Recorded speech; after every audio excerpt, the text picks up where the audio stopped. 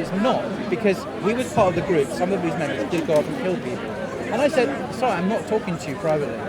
Now, did I violate the Sharia? Well, it was a matter of life and I didn't feel safe going off anywhere in the park with him.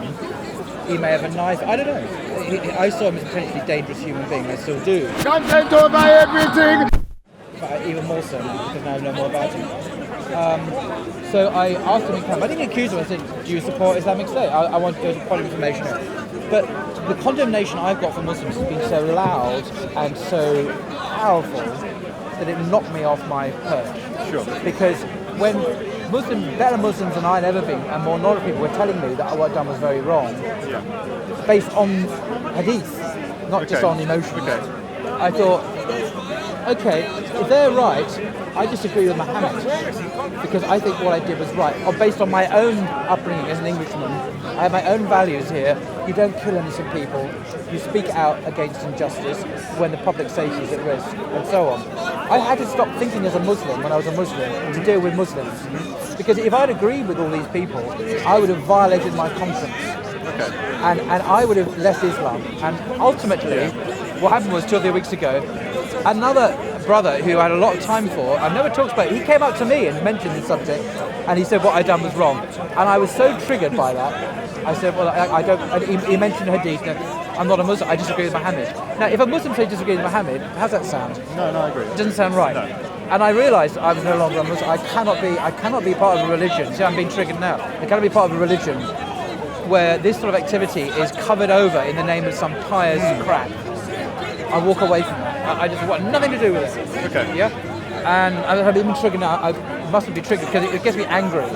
Because, well, you know why I get me angry. Yeah, like I said, I'm a British Muslim, so obviously for me, people in the park waving the flag or in any way associated to ISIS, I find responsible for the reason why I can't necessarily tell people I'm Muslim, because it puts out a bad name. Now, these people that go to you expose them. I don't know. I'm a baby Muslim. I don't know whether the rules of how exposing other Muslims. I understand that. No, but if another brother sins, for instance, saying you catch another brother drinking alcohol, I don't believe you should outwardly tell everyone, and it should be a private conversation, things like that. If I saw my Muslim brother having an affair with his next door neighbour's wife, I say nothing. Yeah, and Islam's quite clear, isn't it? Absolutely. We don't expose people's split sins. We we're talking advise. about individuals here who want to kill people on the streets of London, potentially. I mean, is that the same thing? No, well, it's not. they're linked to. So you've never heard Abdul Hakim say that, have you? No, but I'm just asking, have you ever heard him say but I have heard him, and it's well established on record, that he is, there's masses of evidence that he is a known supporter, enthusiastic supporter and associate of Anjem Choudhury. Do you know why Anjem Choudhury was sent to prison? I mean, seriously, do you know the reason? I know, of course. Yeah, because he gave his allegiance to Islamic State. Islamic State, I know because I've read their material, and it's well known, have called for people on the streets of the West to be killed. And they talk about the different techniques, how you do it. You get a van or you get a knife and just stab people. And now, so he's part of an ideology that calls for the death of people on the streets of London. So he's potentially a killer because he is a fanatical follower of that ideology. Now, he may not personally do that. I don't know. But he could do in the way that you would never do, or I would never do, or your mother would never do. But he's a potential risk to life and limb in London. That's why I detest him. It was a passion because he's a potential killer, and his friends certainly have been killers. 2 of them, because he appeared on that programme with them. They were friends. They were praying together. They went and killed people on the streets on London Bridge a year ago. They're friends, and they defend them. Oh, they're Muslims.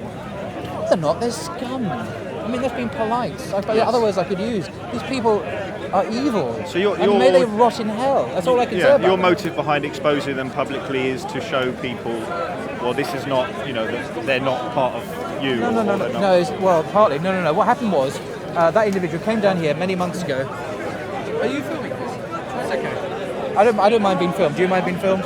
Because it's an important conversation. Yeah, he came down. What's his name again? The individual whose name I can't even pronounce. So, the guy who I initially exposed. Abdul Hakim, is that? Abdul Hakim, thank you. He came down here back in the spring or early summer, and he just turned up and he walked around, and I recognised him because he's well known from the Daily Mail and TV. And I thought, I'm sorry, this guy is here. Why is he here? I looked around, and brothers were saying, oh, hello, and he was doing Dawah here. And I thought, what the fuck is he doing here? Okay, I thought, maybe he's no longer an Anjem Choudhury IS supporter. So I watched, and one of the very, very prominent Dawah characters, I won't mention his name, all buddy-budding, and one black guy was converted through them. And I went up to this black guy after and said, look, you've got to realise who these guys are. Yeah. Because maybe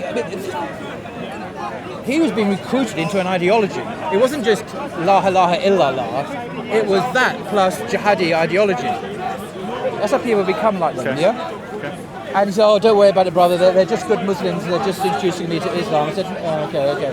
In the end, he ended up defending the whole thing, by the way, this black guy, British black guy.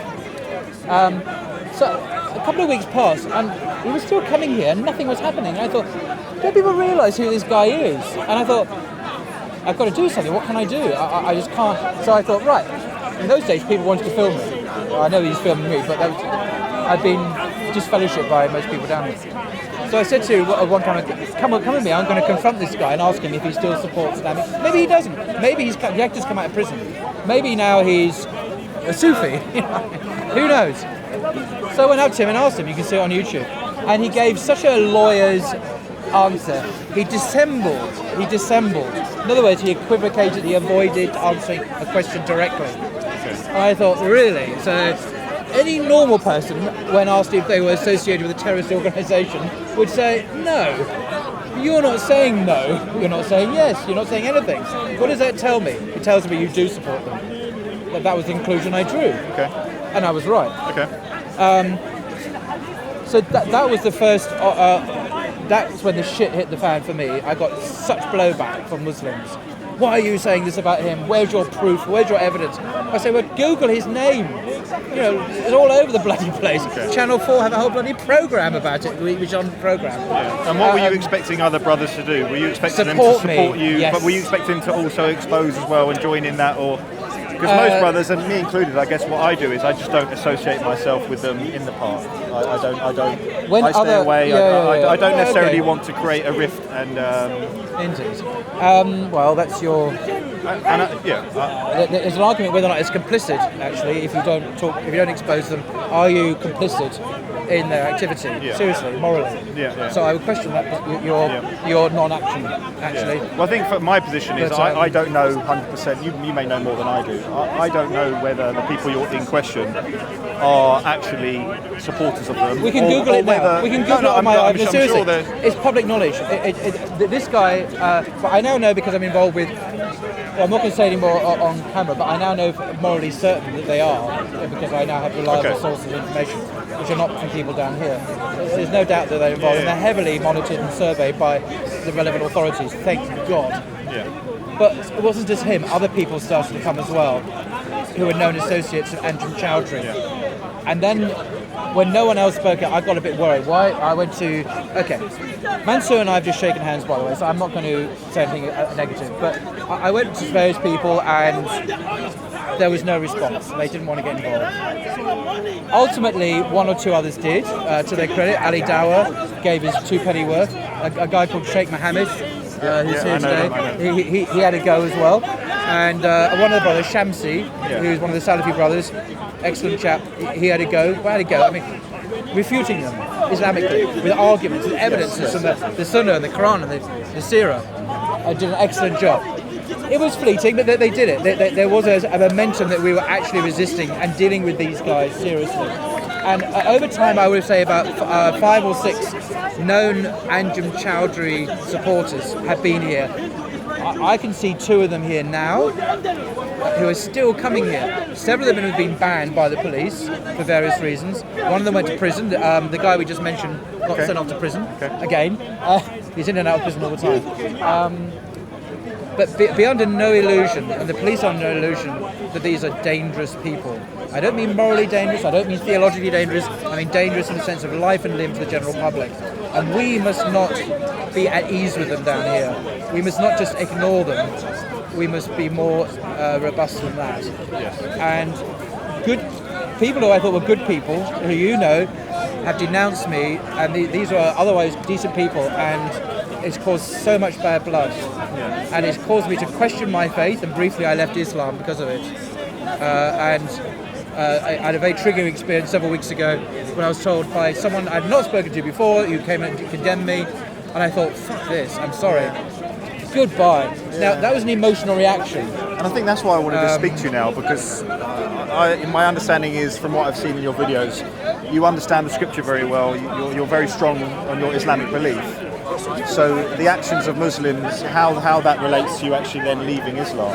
And like I said to you, originally the reason why I approached you today to ask you is you said in a Twitter feed that you wouldn't recommend Islam to an Englishman. Yes. Obviously I'm an Englishman that's embraced Islam, and I haven't been happier. You're lucky. You're lucky.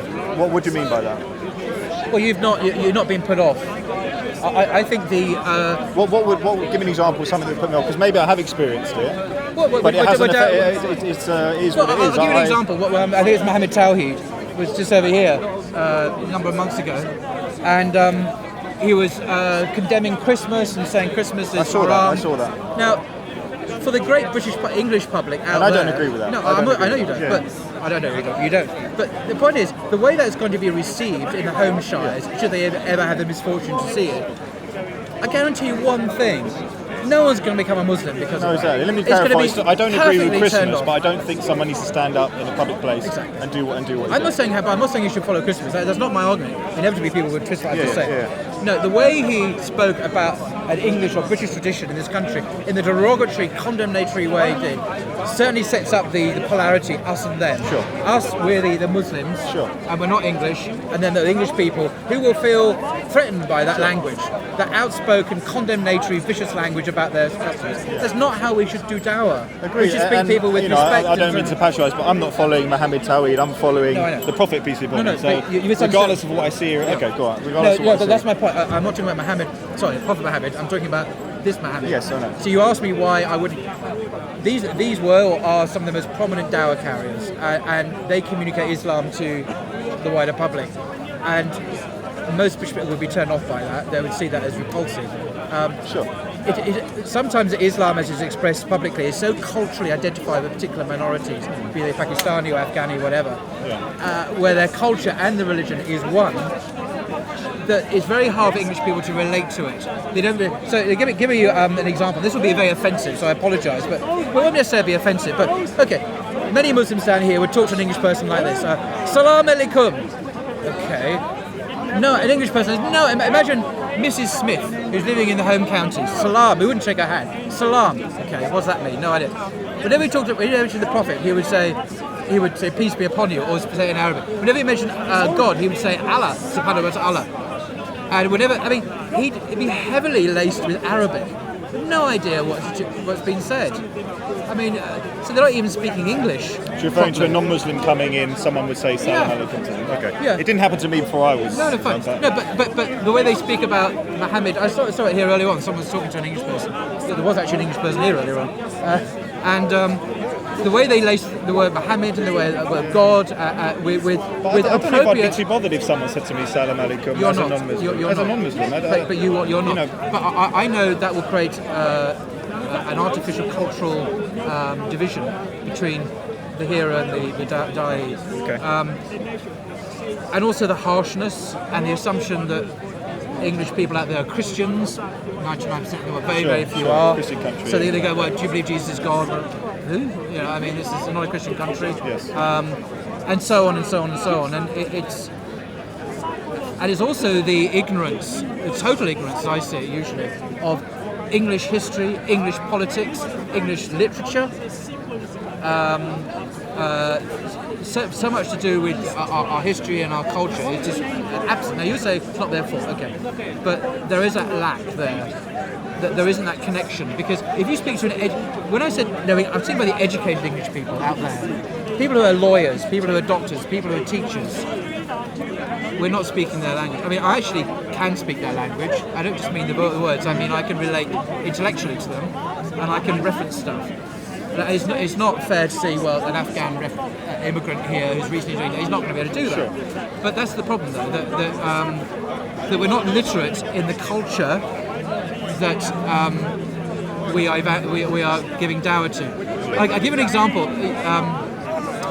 Yesterday I went to the Cambridge Muslim College in Cambridge, and I met up with Tim Winter, who's the dean.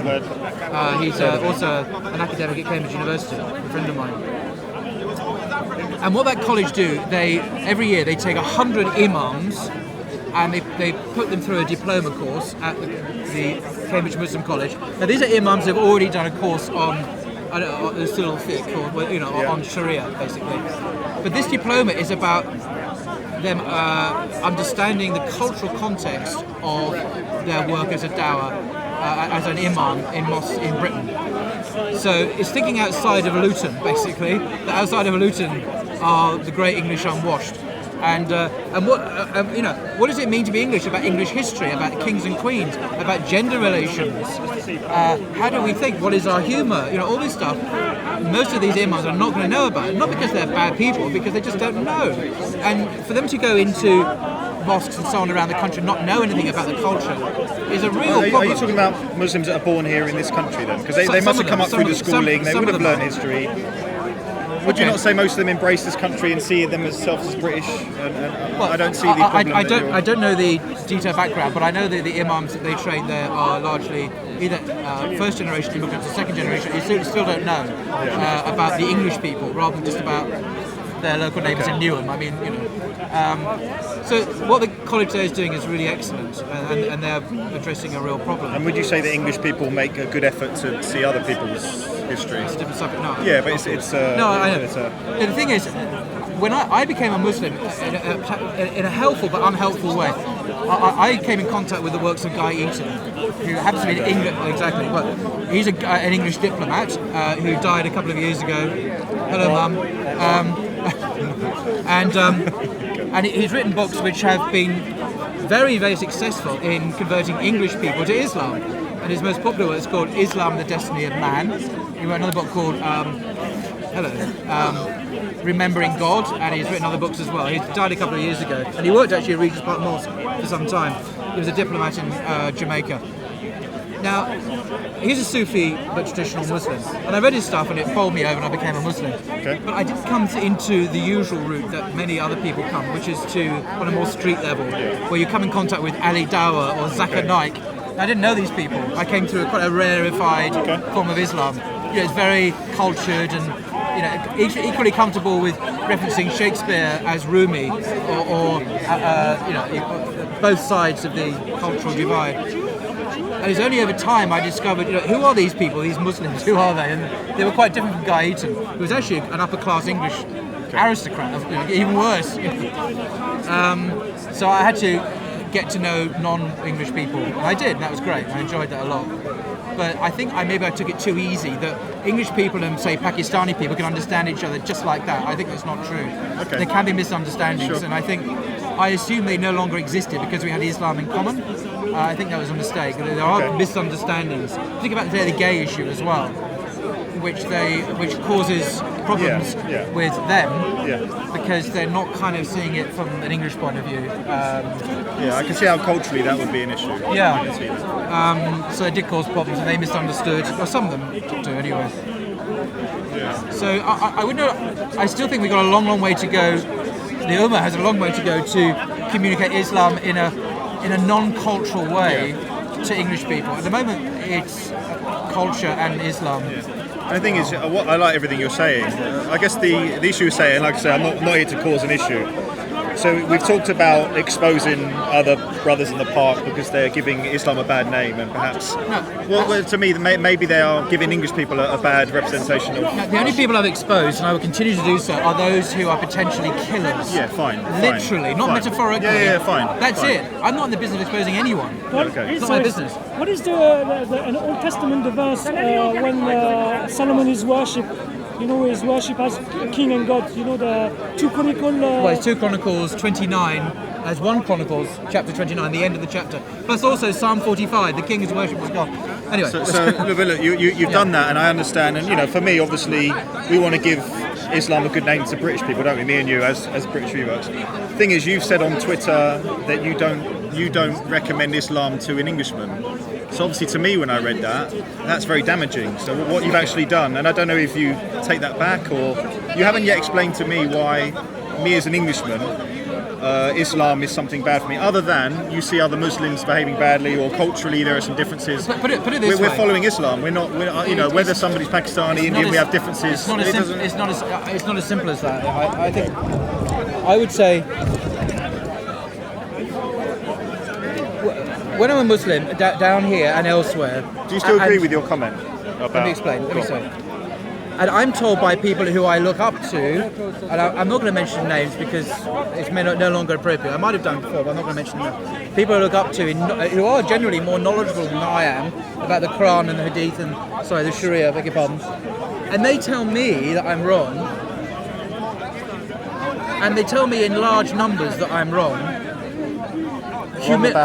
Humility dictates. If I'm to be humble, I should question myself.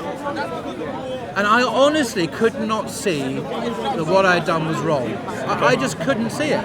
For life. Now, I do wrong things, obviously. Sometimes I'm going to be an idiot, I can make mistakes. I sin. I do, obviously. Believe me. Obviously, I do. But in this one area, I thought, I don't think I have. And yet, most Muslims are telling me what I'm doing is wrong. Okay. Now, is what they're saying just a cultural Pakistani thingy, or an Afghani thingy, or an Indian thingy, or whatever? Or but they're only referencing texts in Islam, a hadith, and some. At the end of the day, I walked away because I thought, well, maybe they're right. Maybe the people who know better than Islam than I do are right about Islam. I mean, it's not an amazing thing. And I can relate to that. There are things now that Islam 99% sits well with me, and I've got 1% of things I'm still trying to reconcile. I believe I will find the answers. Yeah. But I just don't see how it's linked to what you're saying. Why are you saying that for an Englishman they shouldn't go with Islam for that? Because if these are representatives of true Islam, then... Are you saying it's because you're English? Sorry, I know I'm cutting you off. Notice this. If what they're saying is true about Islam, then the English people have a better set of values in some ways than Muslims do. So yes, we could teach them about Tawheed, but they can teach us about morality. And that's the paradox, because they could teach us about justice across the board. They could tell us about denouncing public evil publicly. They could teach us about not covering over evil. They could teach us about exposing evil, because they do. The police do it. Did you speak to any imams, or did you go purely on Speaker's Corner? Because obviously the Ummah's a massive... Imams. What do you mean, imam? A prayer leader? Well, no, I just mean obviously you felt you did something correct, and I'm not saying it was wrong, but you obviously had a lot of brothers that felt you did it wrong. Yes. I still do. Well, you told me that. Yeah, no, but rather than taking their word for it, did you seek any? Speaker's Corner is a small. I came. No, this wasn't just people at Speaker's Corner. This was outside. I got a tsunami of emails and a couple of videos made denouncing me for people I have no idea who they are or where they are. Imams are just prayer leaders. They have any special status. I came to one position at one point where I just thought Islam is whatever you say it is. So, Islam is what these guys say it is. Most of my friends say what I did was wrong. I think that I don't see how they're right, but hey, that's just my view, and it's all subjective. It's all hermeneutics. So would you say it was an emotional reason? I think my position now I have come back into Islam. I did yesterday speak to an actual Islamic scholar and imam, Tim Winter, who is one of the most esteemed Islamic scholars in the world. I mean, he's up there in the top 100 according to the tables. And I had a good heart-to-heart with him at the Muslim college in Cambridge. And he is a man who knows a lot. He knows far more than anybody down here does. And I guess that was my question. Why not go to him before leaving Islam? If you were... I did email him. He didn't respond for weeks. He's not an easy guy to get hold of. I mean, he's a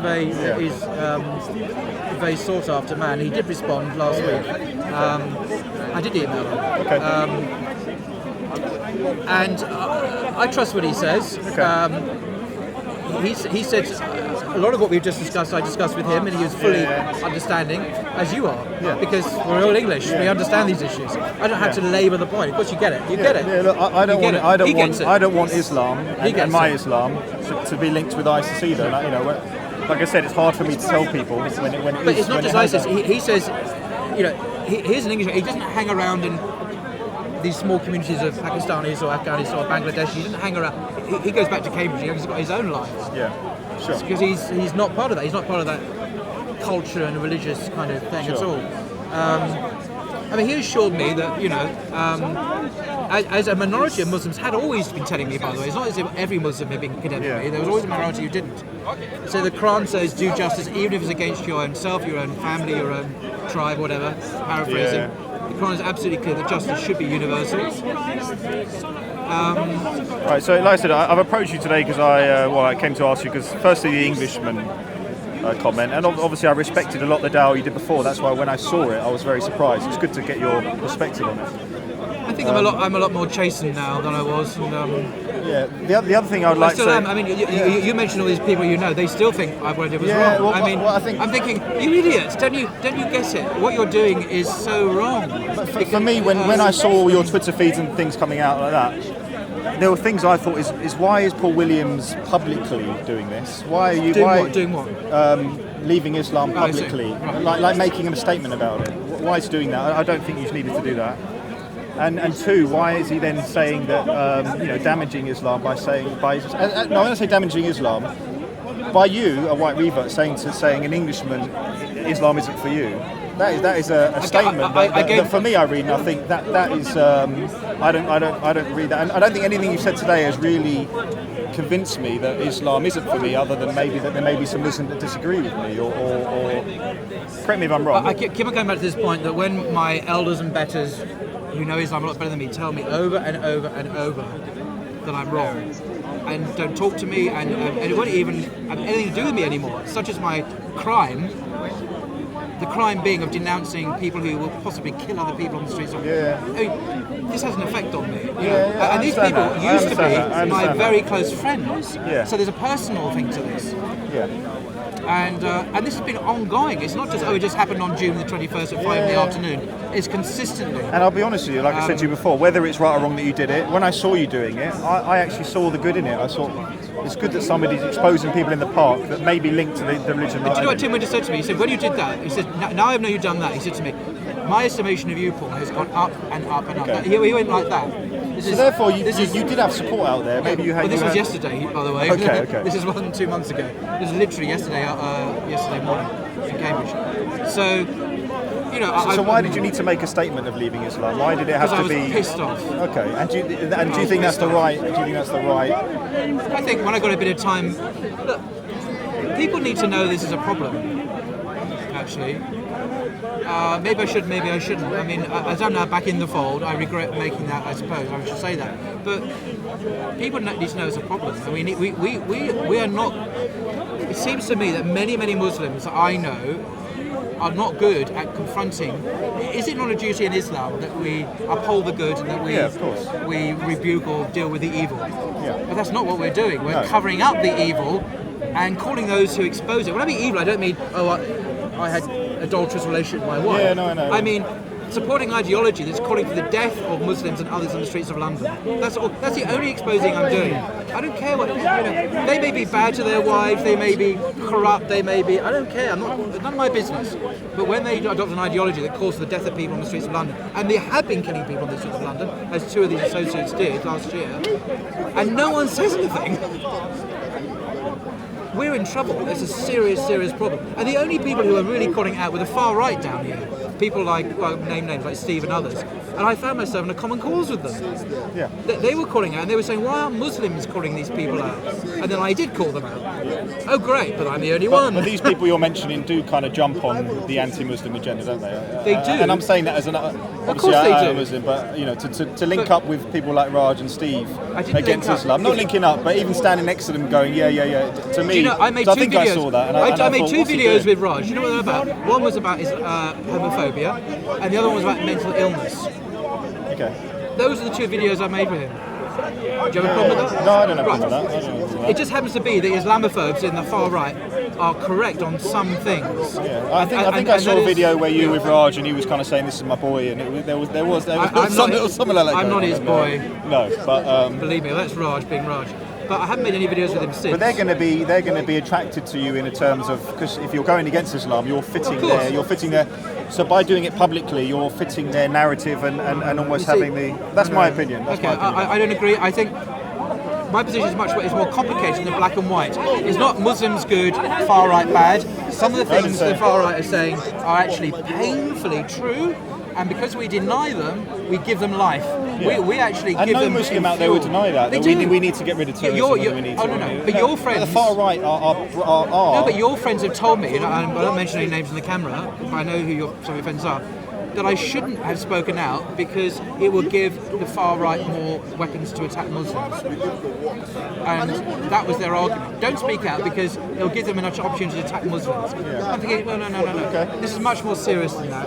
I can see your point on it. By not speaking out, we are giving them weapons to attack us by, because it's transparent these guys are here, they're well known to the media, and we are doing nothing. So speaking out is not giving them weapons, it's actually diffusing the situation, I would argue, by saying, there are Muslims out there who also see these scumbags as dangerous. And we don't want them on our streets because they kill people. I mean, it's such a simple equation. It's and I think, if somebody said to you, do you, I don't know, condemn ISIS or me, we would outwardly say, no problem. And I wouldn't need to bring foreign policy into it. I would just say no. Any innocent people dying. Exactly. But to be honest, I can understand with the rhetoric in society now and the way Islam is sort of being witch hunt, why a Muslim is fed up with that question. We probably don't get asked as much as a brown guy with a beard. They get asked it all the time, so their defence barriers go up, and I think they say it. I think that's my. I get it asked all the opinion. time. I mean, I deal with polemics. I guess I don't, but I guess you're more of a believe me, figure no, than me. I do countless debates. I've had on YouTube, on Twitter, I'm constantly having to deal with this issue. I don't think it's just brown people. No, but the far right coming and asking me personally, do I condemn ISIS? They're not really asking me genuinely, are they? They're trying to get something out of me. They're trying to sort of link me to it somehow. They believe that somehow Prophet Muhammad is somehow involved in this ideology. It's easy to disprove that if you know the hadiths, you know the teaching. It's really easy. You can do it in your sleep. Yeah. So I'm very happy just to say no and let them. I'll let them. Give themselves enough rope to hang themselves. Yeah. And your next question is, as if I don't know, Muhammad, really, let's look at this.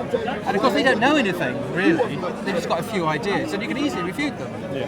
It's not rocket science, So I'm quite happy to have a gentlemanly conversation with the far right because I don't have to get upset about them, but to say, well, let's examine your ideas, really, in the light of the evidence. Yeah. And it's easy to refute them, as I've done many times. It's more difficult to refute the Muslims who feel we shouldn't be exposing potential killers who are walking around us. Even now, there are two down here now who rejoiced when Andrew Chowdhury was released from prison and called for the release of all the other convicted terrorists from Belmarsh.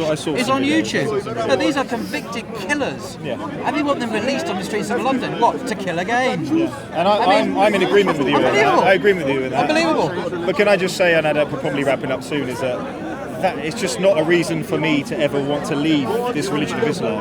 It's just never, for me personally, all that stuff. I agree with you. All that stuff is such a tiny minority, and we're following the scriptures, we're following Muhammad, peace be upon him. And to see you leave Islam was for me, it was very surprising, and the way it happened was very. It was public. I'm sorry it hurt you. When I say it hurt me, it's hang on a minute. I want people to accept me as a white Muslim. I want people to see the beauty of Islam rather than thinking I'm getting a ticket to Syria or something. And when a white Riva is putting publicly, well, hang on a minute, Islam is not for Englishmen. No, I said that it's damaging. I think. It's how I felt. Do you still feel like that? I would give a qualified no. I don't feel like I would qualify it in the way I already have. Okay. I think most direct carriers would not be suitable to talk to English people. I mean out there, Buckinghamshire, all the way up in Scotland, they wouldn't really. Look, I'm glad to hear you're back in Islam. I'm glad you haven't been what I've been through, because when I initially exposed this guy, I got a load of shit from people. A lot of my friends wouldn't talk to me anymore. I got a load of abuse. None of this has happened to you. No, I agree. And I'm pleased it hasn't happened to anyone else, because it shouldn't happen to anyone else. But it's still ongoing. But my belief in Islam isn't emotional. Let's say this conversation goes out, and let's say they say to me, you're linked to Paul Williams, and everyone here says to me, you're out of here. Let's say that happens. I'm not leaving Islam. I would just go. I'll go somewhere else. But if a whole group of learned brothers that you knew said, you shouldn't expose these people, you should cover them over. And I felt strongly that I should. No, and they were better knowledgeable in Islam. Then I would seek as much knowledge as I can. If I believed it in here, because the thing is for me, everything that I've learned about Islam does sit here. So when something doesn't, I will seek it, and I wouldn't leave. It's difficult. I understand that. I've got a red line that I won't cross anymore. I won't tolerate people who have an ideology that wants to kill people on the street, Muslims included. But it's a red line that a lot of people don't seem to care about. Muslims. And I was so demoralised and hurt and shocked and scandalised by that. It blew my mind away. Yeah, and these were friends of mine who I thought, what the fuck is going on here? I just didn't see it coming. You know, we're all I'm all ready to deal with the age of Aisha, you know, or Muhammad's jihad. I can quote, you know, all these attacks on Islam. But this issue caught me right by the side, and I had no idea that was coming. I didn't see it coming, and it just knocked me over. You know, I was all prepared with my polemics. You know, I can defend this. This one issue, I was defenceless because it came from my allies, the friends. It didn't come from the enemy. And it just blew me over. And it's taken me a while to try and understand what's happening. Can I ask, and you don't have to answer this, but I'm just genuinely, is this the first time you've left Islam? Publicly, yes. Okay. I've had my doubts before. Well, like I said, I think it's good to have you back, and I think when I first was looking into Islam, you know, I was looking at Hamza's videos, and obviously I looked into it a lot. Hamza has been not helpful to me. He has opposed me and criticised me, condemned me. Okay.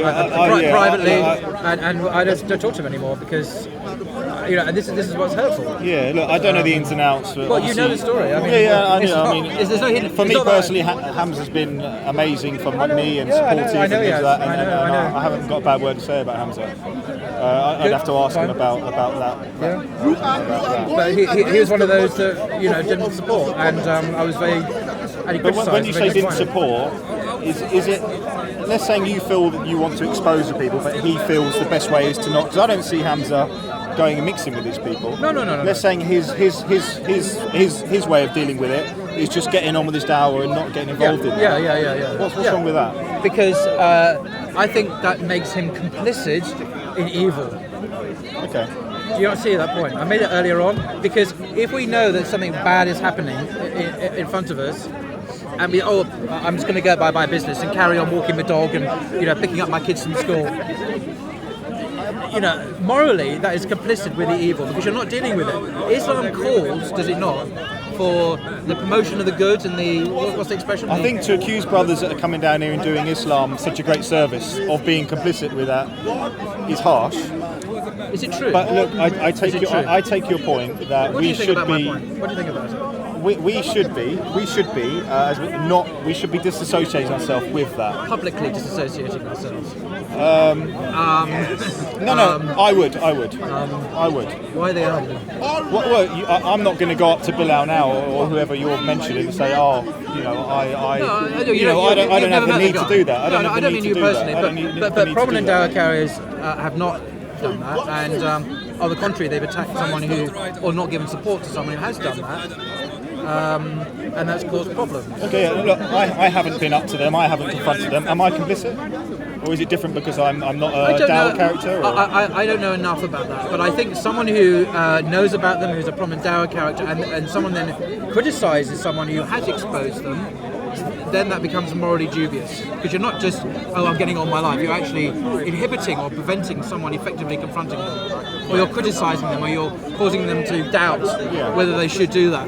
That makes them morally complicit. It's difficult for me to answer because you seem to have a lot more information on the topic than I do. I don't have any evidence that these people are doing it. All I've got at the moment is that I may have heard it. So I just stay clear of it. But you told me yourself that most of the people you know, Muslims you know, disagree with what I've done. You said right at the beginning, and he is one of those people, and he's made his views known to me. So how does that make me feel?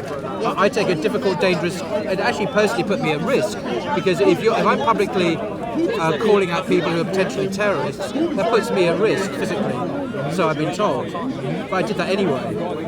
If these friends of yours are not willing to do it themselves, at least don't oppose me by condemning what I'm doing. At least offer me, at least say nothing, but don't say bad things. I mean, and look, I don't know any detail. I don't want to be backbiting, or I don't know any details of this. But I can only tell you what I think. Unfortunately, I find this whole discussion quite triggering because our one. Yes, I'm not blaming you. I'm saying because tell me because it's like opening up a scab yet again of a wound I've got. And okay. I'm not saying we shouldn't have had this conversation because I respect you, but it is slightly triggering because I have to then go back to those emotions and views that I'm rather trying to put behind me. Mentioning this Hamza and so on. Oh my God. Okay. And that happened months ago, and I don't have a vendetta against him or anything like that. But nevertheless, he did oppose what I did. And you said you've made up with Mansour, and I have no doubt you will sort this all out. But it has left a wound. Okay. The wound's not going to go away because people still don't agree with me. And I'm thinking, what? I mean, why do I have to explain? You understand it because there's a mentality there that I don't share. And where's this mentality come from? And that caused me a lot of heartburn. Does it come from Islam? Does it come from some undefinable ethos that's generated by this religion that makes people go quiet in the face of this? Or is it something else? Is it something else? I mean, this is what I was faced with, and it's taken me a long time to work that one out. Look, like I said, to end on a positive note, when I was looking into these videos, you came up, and I think, being a gay Muslim, being a white Riza, I think you have very strong messages. You're very well learned. You know the Bible well. I think you're an asset to the park. So it's good to see you back. Asset to the park. Wow. Well, I think so. That's my opinion. No, I was just thinking. That's my opinion. Yeah, that's very sweet of you. The gay thing, by the way, was something else. I mean, I talked to Tim about this yesterday, and I said, could I have done? Is what I did right? I made clear that I'm a person who has same-sex attraction, but I'm not trying to justify. I agree with Islamic teaching. I do actually live by it as well. Was that okay? I think it's beautiful because what you're doing fits in with Islam, that's what and he said. Society don't believe that. Exactly. Society believe we're going to throw you off a building. Exactly. That's what Tim, well, more or less, not quite well as well, but that's more or less what Tim said. But most people down here thought, oh my God, you're one of them, and you're evil, and you can't be a Muslim. And I'm thinking, what? But again, these are probably cultural divides, and you've got to make sure that you don't get your emotions involved in this. And as hard as it is, and I'm sure on this it's been a difficult journey for you. On this subject, I was prepared because I do know my stuff on this subject. I've had to look into it. I've given lectures on it under the auspices of Reader's Department, and it's been vetted. I know exactly what Islam teaches from the orthodox mainstream Sunni position. I know what it teaches. I completely agree with it. I accept it. I live by it. Boom, boom. But the blowback was still there personally. But that didn't cause me to leave Islam. No. That was not an issue. It was the terrorism issue that really hit me hard. Again, because I was prepared with my arguments for the gay whole thing. But with the terrorism thing, it caught me on my side, and I didn't expect that. I wasn't prepared for that. This video may do more damage than good. I don't know, because people could excerpt out of it. Some might want to do and say, "Oh, Paul said this, and Paul said that. It may damage you, or you said that." And people are like that. I've discovered there are people like that out there who do that. I'm very new to Speaker's Corner and all this video stuff, but it's good to speak to you about this topic. Yeah, I appreciate your. I hope it hasn't damaged you at all, because like I said, you're back in Islam and you're. Yes, but a chastened and slightly wounded Muslim, actually. I've been hurt. Your belief in the scriptures is there. Your belief in Allah is there. Everything is in place. That was never really the question. The question was how it was to be understood, and maybe I misunderstood Islam. Because I was being told that I misunderstood it by people who I respected, and now my view is I have to disagree with them, and that I wasn't also used to strongly disagreeing with people who I regard as more learned than me about something so important as this. We should be in agreement on this, and we're not. And it's really bad that we're not in agreement. Are you always in agreement on all topics? No, but on this issue we should be. We're talking about terrorism here. I mean, it's bad that we're not in agreement. It's bad. I can't rely on these people. I don't anymore rely on most of these people. If something happened, I couldn't rely on them to respond in a way that I would think would be just and appropriate. I wouldn't go to them. I can't trust them anymore in that sense. I'm not saying they have bad faith or they don't support ISIS. Of course they don't. They don't support terrorism. But the way they deal with it... You have mentioned complicity in your... You've mentioned complicity. You've mentioned they're complicit by not... I think indirectly you are kind of... No, if an able-bodied bloke who's got his sense about him sees a potential evil going on his horizon, and doesn't do anything about it because he's busy getting on with his life, then I think there is a moral complicity there, because you're not dealing with. You're supposed to deal with it. Okay. If you've got a good reason, like you're very elderly, or or you just don't feel you have the strength. How about fine. And what I would say about But these Hamza, people are not like that. They are people who are rather strong than dealing men. with the individuals going up to Abdul Hakim and things like that. I guess for Hamza, what he does is he spreads his message on video, doesn't he? And he does work It's not against enough. this kind of. No, but it's not enough. It's not good enough, because these people are trying to come to the park here and use that as a platform to spread their evil ideology. And if we just say, oh well, I'm doing great work here in Dawah on the camera, I'm going to ignore them. But they're being filmed and they're broadcasting on YouTube and on Facebook, on Twitter. That makes you complicit, because you know they're doing it. We've got to stop them. Now, the police are all over them. I'm personally happy that, believe me, people, there are agencies all over them. I'm not worried about that. I'm not worried about it now. But when they first turned up, and everyone was turning around, they were kind of, oh hello, yeah, come on, yeah, having dinner with them. You can't have dinner with these people. On these points, I agree with you. I can't. can't.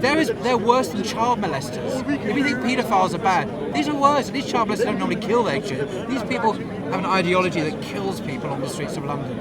We can't continue as business as usual. It's not business as usual. We're in a dangerous situation. And the far right, who are now coming down here more and more, are exploiting this and using it to discredit Muslims and Islam. And it's not good enough for certain people, like you mentioned, to say, oh well, I'm doing my dawah, that's my bit.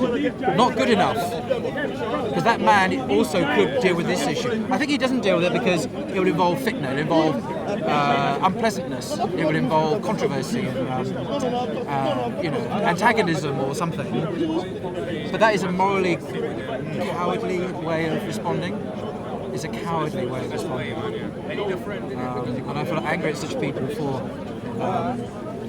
backing out when they should be coming forward. Now there are several brothers who have spoken out, like Shamsi, Ali Dawah briefly, Sheikh Mohammed, who was always here today. He spoke out very courageously, but they're a minority, and they got a lot of shit from other Muslims as well. There's not just me, but latterly they also got shit from Muslims. We shouldn't be getting this shit from Muslims. We should be together, fighting evil. Because these guys are evil. I know it sounds over the top, but how do you characterise people who have an ideology that justifies killing people on the streets of London, or in Paris, or New York? Can you think of anything more evil? I can't. I can't think of anything more evil than that. And that's what they justify. And we are saying, oh well, I'm doing my bit because I'm doing dawah. Not good enough. We need to also recognise the far right are exploiting this, and they are. And these people need to be exposed, confronted, they need to be refuted with lots of proofs from the Quran and the Sunnah, and Shamsi has done that very well. That's what we need to do, instead of giving a hard time to Muslims who are doing it. So I'm angry and it's a wound, but I'm back. I'm sorry. That's what I can say. Okay. Anyway, what's your name again? I forgot Jordan. your name. Jordan. Good name, Jordan. Yeah. Very solid name. Thank you. All right, mate. We'll see what happens with this. Yeah. But I think. Can't take over everything from your humanity. Man, say it straight. Man, don't listen to BBC. Man, don't listen to ITV.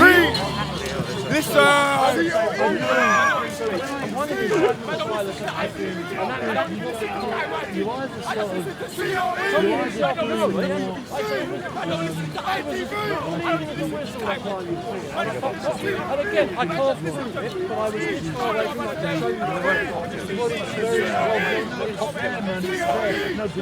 I should have chosen another word. Tommy was not